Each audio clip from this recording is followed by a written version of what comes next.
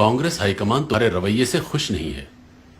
अगर तुम जंग में ब्रिटिश को मदद नहीं करने के अपने फैसले पर अड़े रहोगे तो हमें कुछ कड़े फैसले लेने पड़ेंगे और मुझे इस्तीफा देने के लिए मजबूर किया जाएगा। सुनो जवाहर, चाहे जो भी हो जाए, मैं कभी उस साम्राज्य का समर्थन नहीं करूंगा जिसने 200 साल तक हम पर बेरहमी से राज किया, और मैं कभी भी फिरंगियों के लिए भारतीय सैनिकों के बलिदान का समर्थन नहीं करूंगा। अगर उन्हें लड़ना है तो उन्हें भारत के लिए लड़ना होगा, मातृभूमि के लिए। सैनिकों के जरिए हिंसा करना, भले वो आत्मरक्षा के लिए हो, किसी समस्या का हल नहीं है सुभाष। अहिंसा का मार्ग जो हमें बापू ने दिखाया है, हमें उसी पर चलना होगा।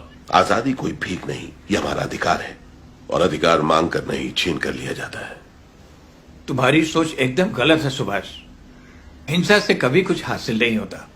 भारत की आजादी का एकमात्र उपाय है अहिंसा, मेरा ये मानना है।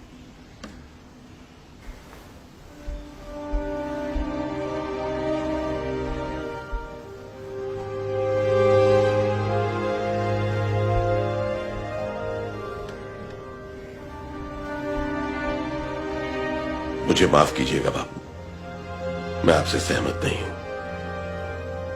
आप लोग अपने तरीके से आजादी के लिए लड़िए, मैं अपने हिसाब से लड़ता हूं। मुझे आशीर्वाद दीजिए कि मैं आजादी छीन कर आजाद हिंदुस्तान में वापस आ सकूं।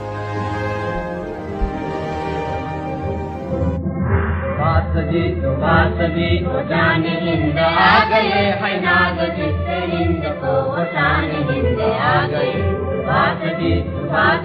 तो जाने हिंद आ गए है नाग जिससे हिंद को शान हिंद आ गए। जिस आदमी ने, जिस शख्स ने और जिसके सैनिकों ने हमें आजादी दी, आपने उनको जिंदा दफना दिया। 60,000 की इंडियन नेशनल आर्मी थी जो सुभाष चंद्र बोस ने रेस करी थी, खड़ी करी थी। 3 डिविजन्स थी इसके अंदर, और इनमें से 60,000 में से 26,000, जरा आंकड़ों पे ध्यान दीजिए, 60,000 में से 26,000 शहादत और कुर्बानी उनको मिली, प्राप्त हुई। वो लड़ते लड़ते मरे ताकि आप और मैं आजाद हो। 26,000 की कुर्बानी, और आप कह रहे हैं दे दी हमें आजादी, बिना खड़क बिना ढाल। तुम्हारा मैं मुंह तोड़ दूं। सुभाष जाने हिंद है, सुभाष शान हिंद है, सुभाष मान हिंद है, सुभाष मान हिंद है। सुभाष जी जाने हिंद आ गए है नाग जिससे हिंद को शान हिंद आ गए। हमें अपना खून बहाना है, हमें कुर्बानी उठाना है। कोई बात नहीं है, हम जिंदा रहेंगे या तो मरेंगे, कोई बात नहीं है। बात कोई सही बात यह है, आम बात यह है, आखिर में हमारी कामयाबी होगी, हिंदुस्तान आजाद होगा। हमारे अतीत में छुपा हुआ एक बहुत बड़ा धोखा है। ब्रिटेन ने भारत को आजादी दी, इसकी बड़ी वजह थी आजाद हिंद फौज के सैनिकों के बलिदान से पैदा हुई राष्ट्रवाद की भावना। वर्ष 1945 से वर्ष 1991 के बीच क्लेमेंट एटली ब्रिटेन के प्रधानमंत्री थे। इसी दौरान भारत को आजादी दी गई, यानी जब भारत आजाद हुआ तब एटली ही ब्रिटेन के प्रधानमंत्री थे। आजादी के बाद क्लेमेंट एटली ने भारत का दौरा किया था। उस वक्त पश्चिम बंगाल के कार्यवाहक गवर्नर जस्टिस पीबी चक्रवर्ती थे। वो कलकत्ता हाईकोर्ट के चीफ जस्टिस थे। जस्टिस चक्रवर्ती ने इतिहासकार आरसी मजूमदार की किताब अ हिस्ट्री ऑफ बंगाल के प्रकाशक को एक पत्र लिखा। इस पत्र में उन्होंने लिखा कि जब मैं गवर्नर था तब भारत को सत्ता सौंपने वाले ब्रिटेन के पूर्व प्रधानमंत्री एटली ने कोलकाता के राजभवन में 2 दिन बिताए थे। उस समय मैंने आजादी के वास्तविक कारणों के बारे में उनके साथ लंबी चर्चा की।